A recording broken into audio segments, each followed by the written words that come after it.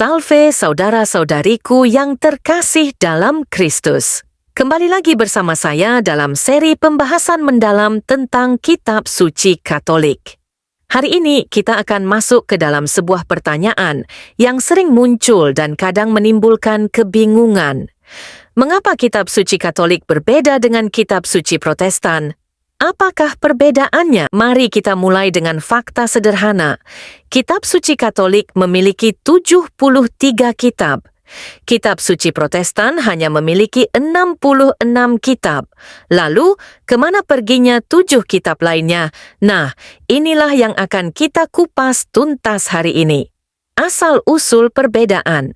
Seperti yang kita bahas di episode sebelumnya, Gereja Katolik melalui Konsili Hippo 393 dan Kartago 397 menetapkan daftar resmi kitab suci yang terdiri dari 73 kitab, 46 Kitab Perjanjian Lama, 27 Kitab Perjanjian Baru.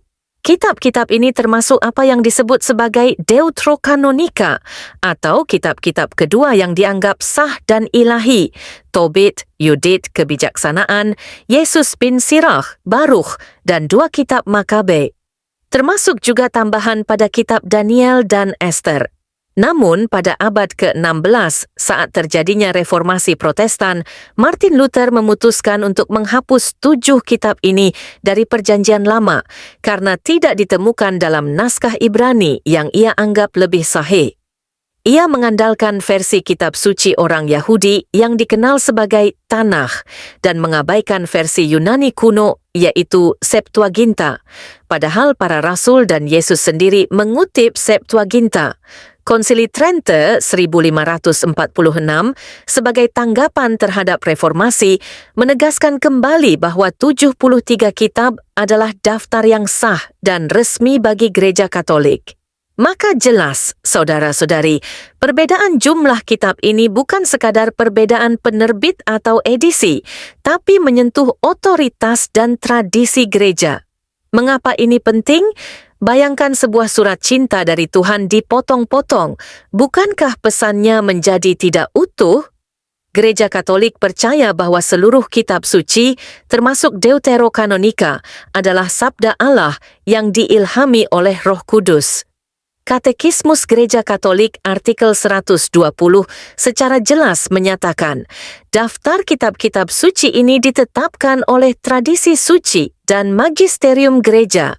Bahkan dalam Konsili Vatikan kedua, dokumen Dei Verbum artikel 11 menegaskan, apa yang dikatakan oleh para penulis suci harus dianggap sebagai sabda Allah sendiri.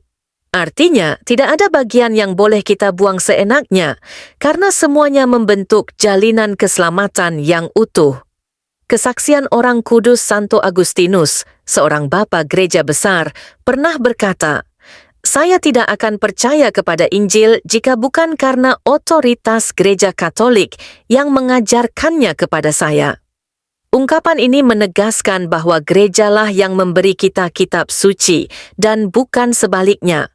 Kita tidak bisa memisahkan Alkitab dari rahim gereja yang merawatnya sejak awal. Jadi, mengapa penting mengetahui perbedaan ini? Karena ketika kita menyadari bahwa Gereja Katolik tidak hanya menyampaikan sabda Allah, tetapi juga menjaga keutuhan dan kemurniannya, maka kita semakin bersyukur bahwa iman kita berdiri di atas tradisi yang hidup dan otoritatif. Kesimpulan, perbedaan kitab suci Katolik dan Protestan bukan soal siapa yang lebih benar, tapi soal siapa yang berakar dalam sejarah iman gereja yang sejati.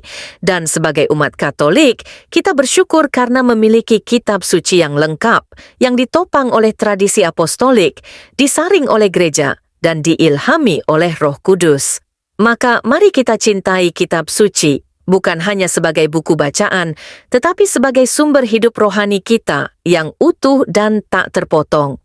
Jangan lupa episode berikutnya akan membahas mengapa kitab suci tidak bisa ditafsirkan sembarangan. Kita akan bahas tentang bahaya menafsirkan sendiri tanpa bimbingan gereja. Sampai jumpa di episode selanjutnya, dan semoga Tuhan memberkati setiap hati yang haus akan firman-Nya.